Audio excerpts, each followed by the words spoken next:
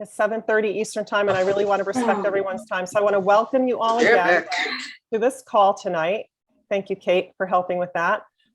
So for those of us that haven't formally met, my name is Mick DiSibio, Michelina, but my friends call me Mick. I'm a holistic health coach, and I am with an expertise in plant-based lifestyle. And I partner with a nutrition company called the Juice Plus Company that I'll share a little bit more with later in this talk. I am so honored to be partnered with Kate Kunkel in this mission on this launching this brain health series for August. Last week, we talked about the biological aspect of brain health.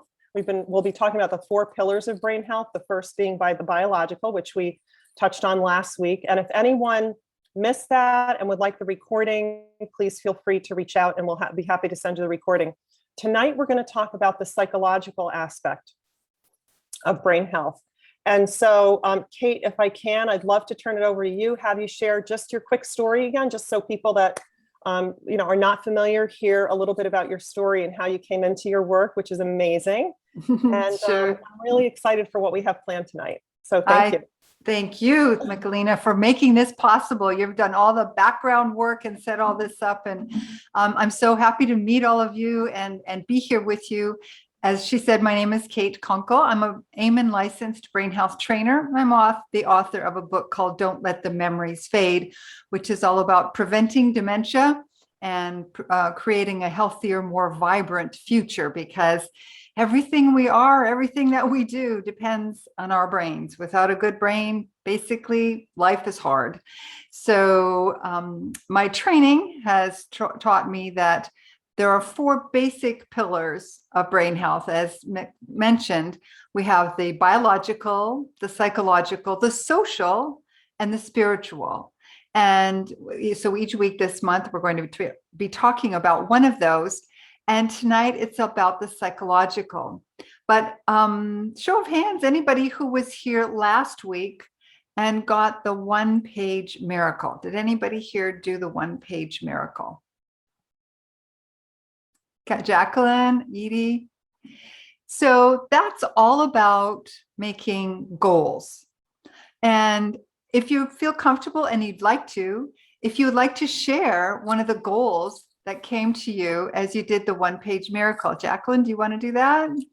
Yeah, sure. Yeah, let me pull it up really quick. Yeah, I really liked this exercise.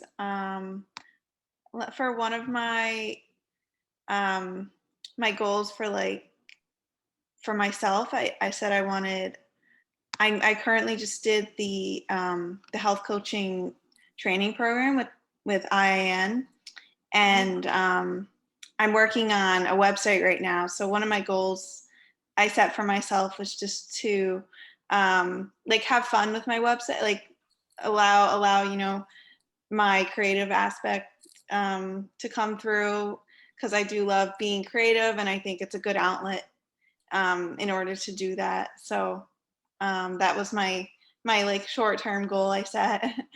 Cool. That's a really important thing, right? To have a short-term and a long-term goal so that you can kind of take those little steps that make you feel like you're actually accomplishing something. Awesome. I can't wait to hear. Please keep in touch with me and let me know how it works out. I'd love to see your website. I love to see creative stuff going on. Oh, thank you. Yeah, please do. Anybody else want to share their goal from the 1-page miracle? No? Well, I'll share my goal. One of my goals was to continue to grow this community, right? To bring more and more people into this health and wellness community, specifically this month to focus on brain health. And I'm just so grateful to see some new friends here tonight. So, thank you for being open to learning and expanding, and let's just keep, inspiring each other, right? Keep showing up and keep sharing. So Perfect. Thank you for making my goal come true. There you go. It's a community. It's certainly a societal thing, and we'll get into that next week. That's right. So as I mentioned, we're talking about the psychological aspect of brain health. And when you think of psychological, what do you think of? Mental health, stress, that sort of thing. So I thought a really cool way to start our learning, because the way we learn best is by giving ourselves some space and time to actually absorb whatever it is we're going to learn. So one of the things I teach all my clients to do is just to take a few seconds even before you learn something to settle your brain in the space for learning. And you can use this no matter what you're doing, whether it's learning how to do a page on your website or whether it's learning how to play a musical instrument. So we're just going to take a moment here and do a circular breathing.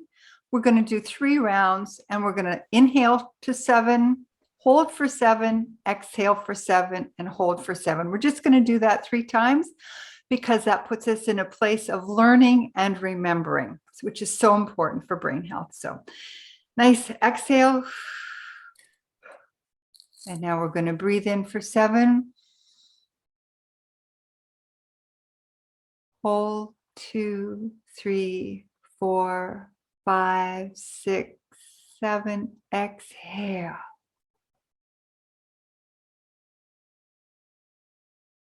And hold for 7. Nice big inhale of 7. 2, 3, 4, 5, 6, 7. Hold for 2, 3, 4, 5, 6, 7. Exhale. 2, 3, 4, 5, 6, 7. And hold for 7, 6, 5, 4, 3, 2, 1. And I'll shut up and let you do it on your own this time.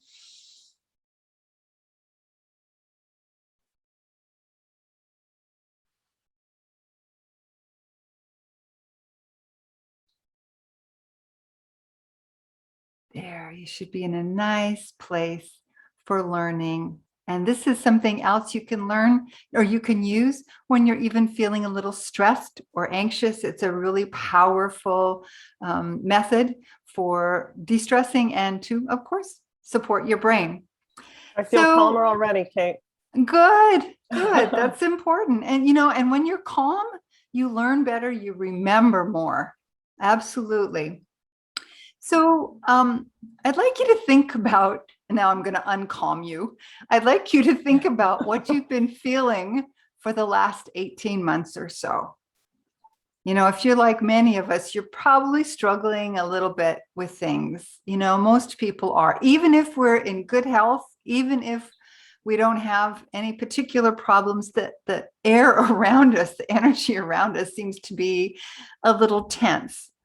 And I'm sure most of you are feeling that. Any hands up of people who are a little, feeling a little bit of the anxiety? And yeah, a couple of hands up there. Yeah. But you know what? That's perfectly natural. If you didn't feel that, it would be almost of concern, because then if you weren't recognizing it, that can be a little bit of a concern, right? Because then you're not dealing with things. So I'd like to share a couple of things that I learned in my studies with Dr. Daniel Amen. And he was telling us in a meeting we had a few days ago that up until last year, up until about February of 2020, approximately 8% of the American population reported feeling depressed. 8%. Women are often much higher. And I think that has to do with our stress and our expectations of ourselves. Nearly 18% of all adult women in the United States up until last February used antidepressant medication. I feel it in everyone. Just have a yes, Lolly. Yes. So since then, overall depression, which was sitting at about 8%, has tripled to 28%. What that means for all of us is not just that people are stressed or anxious or depressed, that has long-term effects on our brain. Because any kind of mental health issues, including anxiety or depression or bipolar, ADD even, those issues all can have long-term effects on the health of the brain, which could put you at greater risk of developing dementia. Nobody wants that. And that's why I'm here. My mom died with dementia, and my whole goal in life is to help everybody avoid that fate.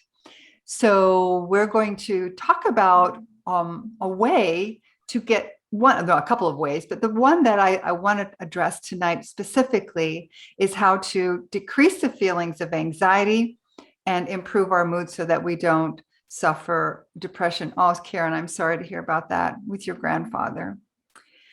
So we, generally speaking, in Western society, we kind of live in a time of undisciplined thinking. Like things are all over the place. We bounce back and forth. People are pitted against each other. There's fear. There's, fear of the virus. There's political unrest. There's climate concerns. Many of us have climate concerns.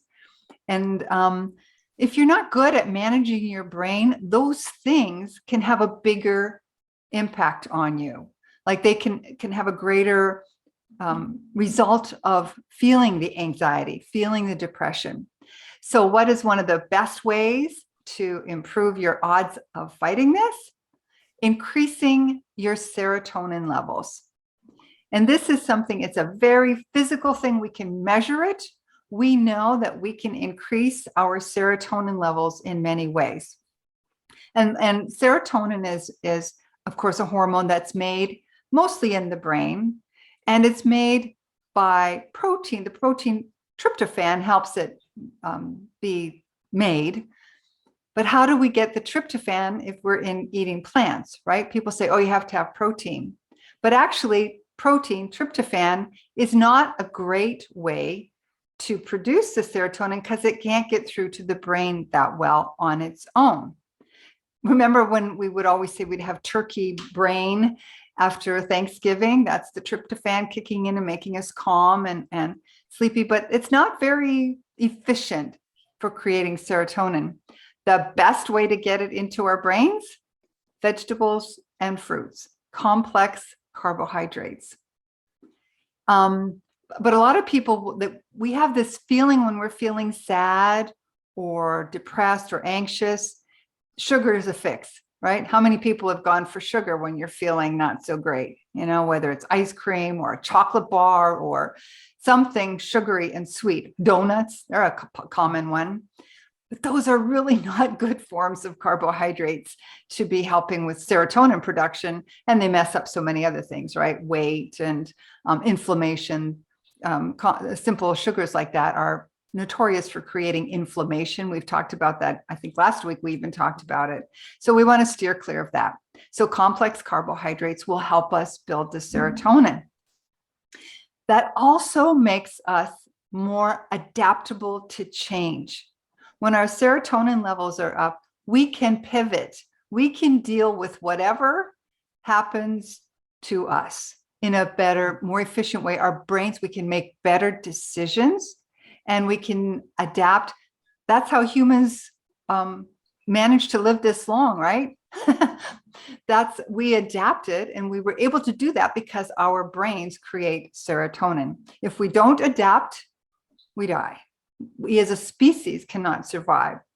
So what is the best way? As I mentioned, fruits and vegetables, especially the colors of the rainbow, who had that beautiful poster behind you, the colors of the rainbow. And because that will help the tryptophan pass through the blood-brain barrier and actually do its job to increase the production of serotonin. So that's the first thing I wanted to talk about in terms of increasing serotonin so that we feel calmer and happier. Any questions about that part of this?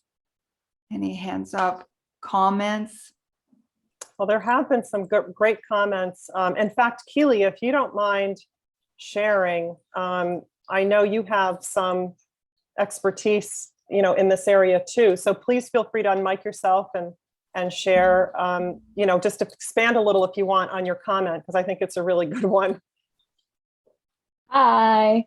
So, neuro degree, Michael J. Fox alum, and dad with something like dementia and ADHD over here. All of these things contributed to me learning about the brain. So now I have a neurointuitive coaching practice. So I'm really happy to be here. But yes, the ADHD and dementia connection, ADHD which, as you know, is linked to dopaminergic dysfunction and also Yes. serotonin dysfunction. So all of those pathways matter over time. And if you have ADHD as a young person, your brain is very specific. And if you have dementia at any age, your brain is also very specific. So those things need to Exactly. be worked with. Yes, yes. What's so And- interesting, what I've learned about the brain too, is that we can work to retrain it, right?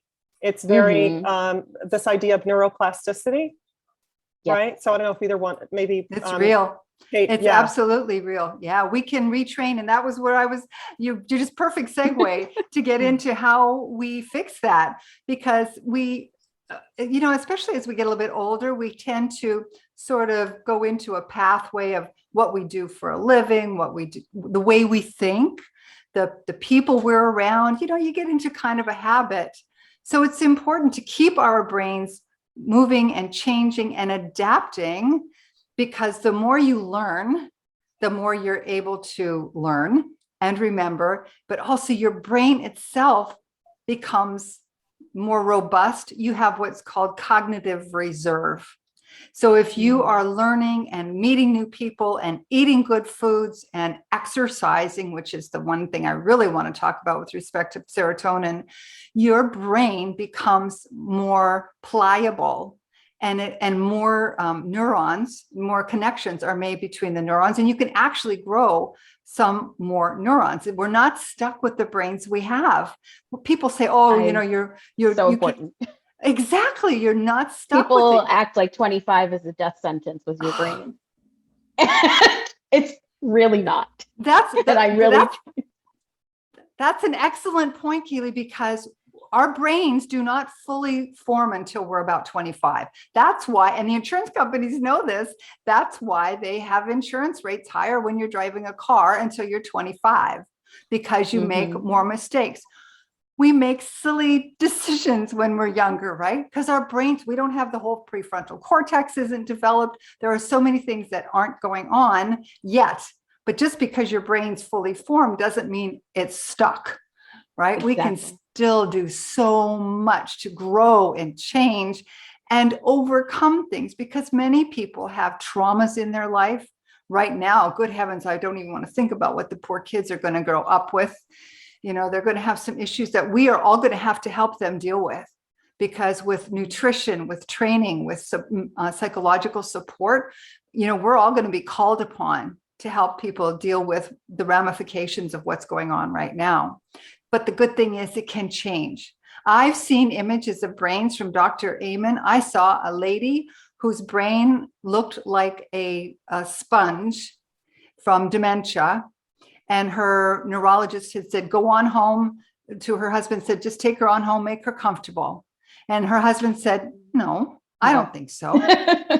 This is not going to happen. So together, the two of them went on a diet, a whole foods, plant-based diet, lots of omega-3 fatty acids, which Mick has, all kinds of cognitive exercises, physical exercises. He lost like 35 pounds, which he really needed to do. And her brain, even after only 3 months, you could see the holes closing up, which aren't holes, actually, it's a lack of blood flow, but it looks so much better. And we can all do that. We are not stuck with the brains we have. And even if we're depressed or anxious, and anxiety and depression show up in brain scans. If you have a SPECT scan, those things show up. Mental illnesses show up. ADD show up as too much activity or too little activity in parts of the brain. So we can fix that. And that's where we come in with nutrition and exercise. And the last thing I want to talk about, because I don't want to go over too much, is about exercise. It helps us produce serotonin and so many other good feel-good hormones. But this is a great way to nurture our psychological health, so we have healthier brains, to get out there and move and groove, whether it's dancing or swimming or walking or playing tennis, whatever makes you get moving and produce those hormones. Get out there and do it. Make your brain happy. I love it. Makes me want to get up and dance. Good. Except I'd really embarrass myself if I tried to do that. but I couldn't agree with you more. I mean, exercise is so important. You know, nutrition obviously plays such a strong role. We talked a little bit last week about the gut-brain connection and how important it is to feed our gut, our gut microbiome, right, with good, healthy plant proteins.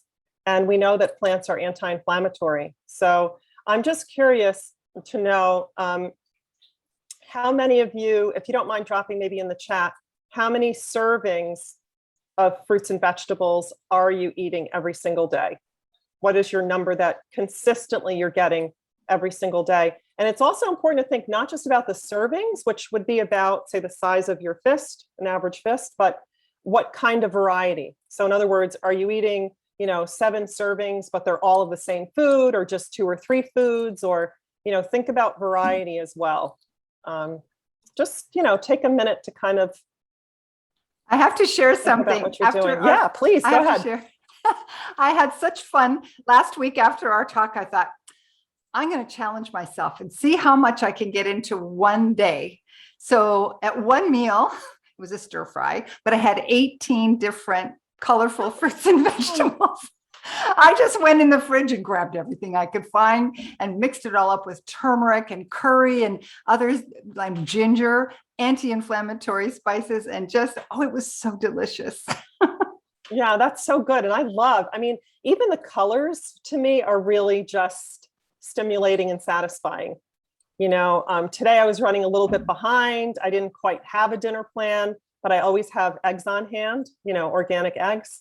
I had some spinach, some tomato, onion. I just sauteed everything and then, added the eggs, and the colors just look so pretty, the red and the green. And it was just, appealing and satisfying. I think it contributed to my enjoying the meal.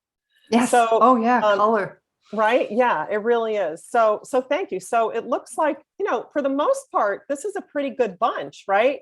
I see 6 to 8, maybe 10, 7 to 8. And then there's some, some of us aren't getting quite the amount that we need every day, but we really should also think about variety. And so this is where, as a holistic health coach, I love recommending the variety in this plant produce that I have found. It's called, it's a Juice Plus combo. So I'm going to share my screen real quick in case you find yourself falling short, or of someone who is way short of what they should be getting every single day. This is something I would highly recommend considering, because this is whole foods. It's not a vitamin.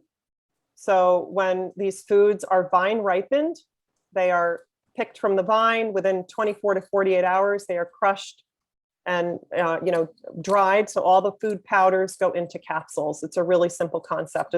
Think about eating a salad bar in a capsule every day. And then this is the omega blend that Kate referred to, which we know omegas are so important for brain health. And I love this because we don't have, we're not interfering with the fish at all. This is strictly plants. Everything you see here is plants. So in the omega, you've got the algae oil, the sea buckthorn berry, the pomegranate, the raspberry, the safflower, and the tomato seed. And what's so neat about that is that it's not just the omega-3. So I know, Kate, most of the time we hear about omega-3 for brain health, but this particular combo has omega-3, 5, 6, 7, and 9. Yeah. You need a good balance. Absolutely. People tend to get enough 6 in regular diet, but omega-3 that's one of the things that they test for when they're testing for dementia, to see if it's a nutritional imbalance, because omega-3, vitamin D3, of course, people don't get enough, and B12. Those are the 3 things that people are tested for and often are deficient. And those are the same things that show up in depression. When you're depressed, the same things show up deficient. Right. So the other thing I want to mention or touch on, since Kate, you mentioned the children earlier, and this is really important too, that children, just so you know, with that combination of produce I just showed you, children get a free supply for 4 years of the fruit and vegetable blends. So with every adult sponsor, you can bring a child in for free for 4 years. And so that's one of the reasons I partnered with this company, is I love the idea that they are working and focused on helping the next generation. Right. So could you just imagine, right, for just a moment, the impact if we could help more children consume the nutrition from 20 whole fruits and vegetables every single day? can you imagine how that sets them up for a successful, more healthy life, right? Think Because how their brains would be developing so much better because they'd have all those building blocks. It would be awesome. Yes. Yeah. So I feel, truly an obligation to share it because it can help, it can help many families who realize that they fall short. And so it's important for everyone to know what is available to them. What else do we have, Kate? Should we open it for questions, or did you have? I did want to offer one other little thing, and this is something, if you are interested in getting it, you can just put it in the chat, or actually Michelina will be sending out an email, and I will give you a link that you can send out to everyone where you can get this thing. This is a very cool way to deal with things as they're coming up.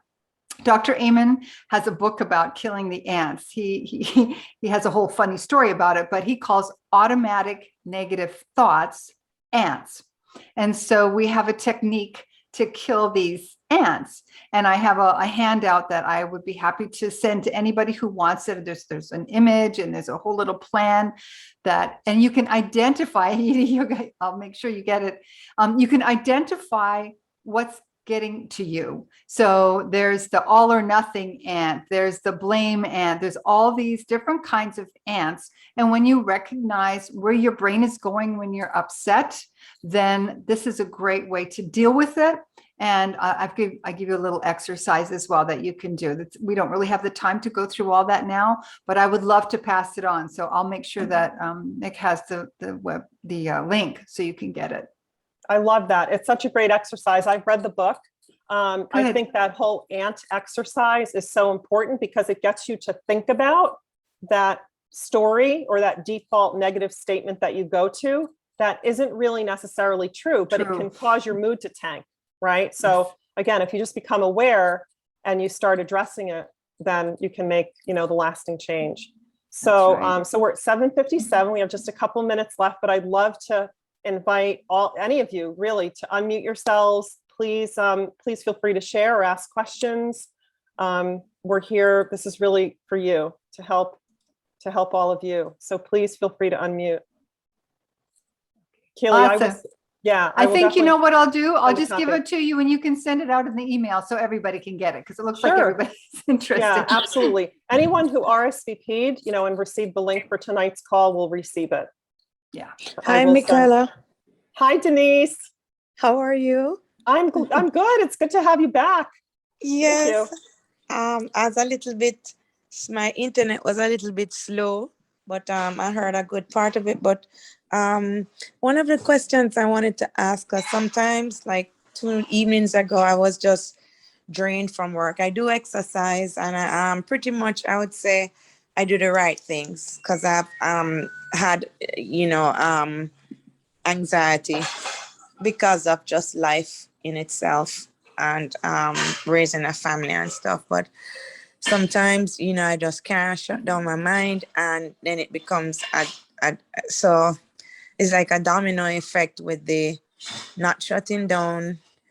And then my mind keeps racing. I don't sleep properly. And then when I don't rest, then my body, I get, weak the next day. I feel weak because my body is not rested. So I guess, that's why I requested that, because sometimes, from time to time, it just escalates. Right. And I'll miss like a week, or I'll sleep, but I don't go into my deep sleep. You have your REM sleep and your non-REM sleep. Yeah. And so it makes me very fatigued, and I'll like miss out on a couple evenings of my walk or something because I'm so drained when I come from work. So I just wanted to chime in with that. The sleep is important, and I really appreciate this forum because I'm passionate not only to educate, but I educate myself. That's excellent. And Kate, please share, and then I have an idea for her as well. For the sleep. We're going to do a little exercise at the end here before everybody leaves. So, and that might help you also to get centered and be able to sleep. But getting your melatonin, like if you're not using melatonin, and there are GABA is a wonderful anti-anxiety hormone. You can use GABA. If you want, Denise, just email me. I'll put my email here. You can email me, and I've got a couple of things. I have it's a sleep PDF that has some really good suggestions that not everybody has. So I'll be happy to send that to you. For what it's worth, it may help you, it may not, but it's worth a try. Absolutely. And one other idea, Denise, I found a resource years ago called the Tapping Solution. How many of you have tried EFT or tapping before? Anyone? Kelly, Edie, Karen, Keely. Thumbs up with tapping. Have you had a good experience with it? Yes. Okay. So there is a wonderful app called the Tapping Solution. And Denise, when you mentioned the racing mind, I thought of it immediately. There is a tapping exercise in here specifically for the racing mind. So you can listen to it. It's a guided, tapping session. And without getting into it in too much detail, what it basically does is it helps you to calm your amygdala down, which is where all of your anxiety response, comes from. So you're tapping, you're literally tapping. It looks a little silly, I admit, but you're tapping on these different meridians, and it helps to, so you might even try that one. They, like I said, they have a racing mind one. They have tapping exercises for many different kinds of issues that, anxiety or fear or this or that you can look at in there. Thank you so much. I'll try that one. I tried the box breathing. Sure. Or that one, and it works. But sometimes if it's like really bad, it doesn't. So an alternate will be good. But yeah, thank you so much. But I think this is awesome that you're doing this. This is it's really good. Fantastic. Thank you. All right. Any other questions or feedback before we go into our final exercise to close out the call? Oh, I would like to point out, Edie's pointing out Bach flower essences. That's really good for the racing mind too. Yeah, for anxiety. Yeah, absolutely. Fantastic. All right, my friends. So Kate, take it away. And Okay. I want to thank everybody again for being here tonight. Thanks for taking the time. So we're just going to do a little exercise that I teach basically all of my clients. I see Diana was here. There she is, one who's done this exercise with me. This is called the 5 senses technique. And this is a really good exercise if you are confronted with something that is really stressing you out and you don't know what to do and you're feeling like you want to run or something. This is a very powerful exercise. So you're going to stop. You're just going to stop wherever you are, whatever you're doing, if it's safe, of course. Just stop. Take note of your surroundings. Just observe where you are and take a big breath. Just take a breath. Observe your surroundings and then look around you and notice and say out loud 5 things that you can see. Say it out loud to yourself. 5 things that you can see.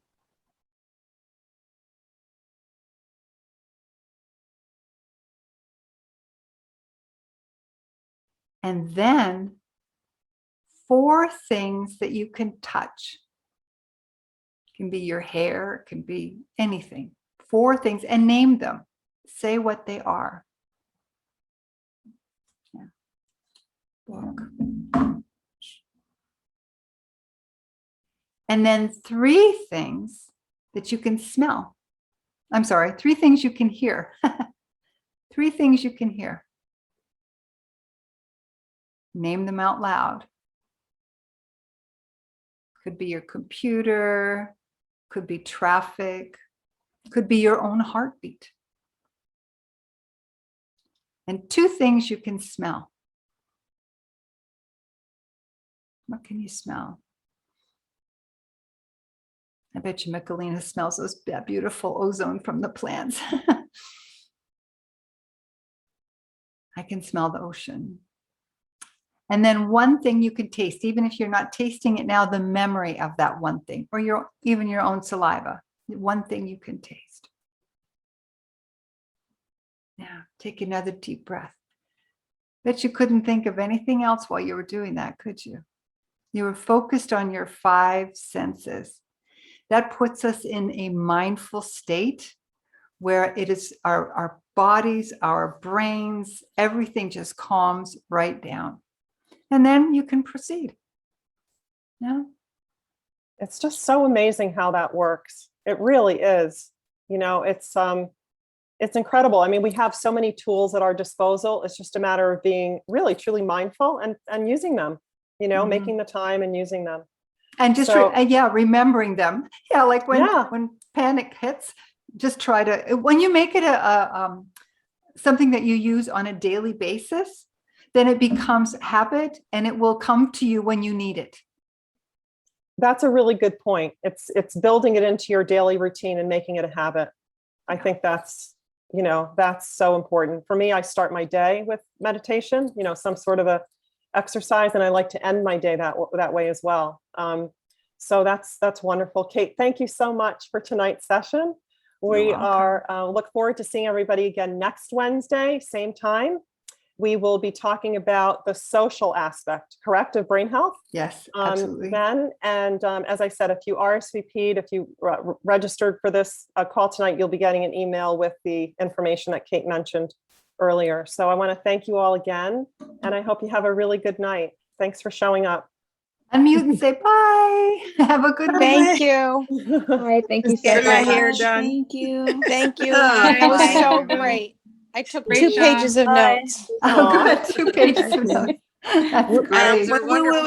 When will we have the recording? It'll probably, well, Kate, I'm sure will have it for me tonight or tomorrow, probably, Yeah, I'll right? have it to you Okay. tonight. Yeah, Yeah. and then tomorrow, tomorrow actually, I'm going to be out most of the day. So you'll probably have it on Friday. Okay. How about that? I'll get the email out on Friday with the recording and The and ants. the ants. Absolutely. Yvonne wasn't able to make it. She wanted me to take notes, but I couldn't take notes. So we both have to take notes because the first session I missed. So thank Okay. you so much. You're so You're welcome. And you'll welcome. get the recording so you can re-listen. So we really appreciate your interest, Denise. You've been Yes. terrific. Okay. Thanks, everybody. Michelina, Yes. do you have Spotify? My kids talk about Spotify. I don't, I mean, I guess I can have it. I can put it on my phone, right? It's an app. Yeah, or Google, or because I wanted to send you the podcast. Oh, sure. Okay. Okay. So just Absolutely. wanted to Actually, you check. know what? So Denise, you should, Keely, you have a podcast too, do you not? Or am I making that up? Do you have a podcast? I've guested on podcasts. I don't have a you podcast guested yet. on podcast. Okay, well, I don't know. Maybe Denise, do you need guests for your podcast? Yes, I know, are you- I do. All right. So you ladies connect with hook each up. other. Yeah, Okay, she reached out to me already. She has Yes. reached out. We'll hook up. perfect. All right, then. Thank you so much. All right, Okay. guys, have a good night. Bye, Bye. guys. Bye. Right.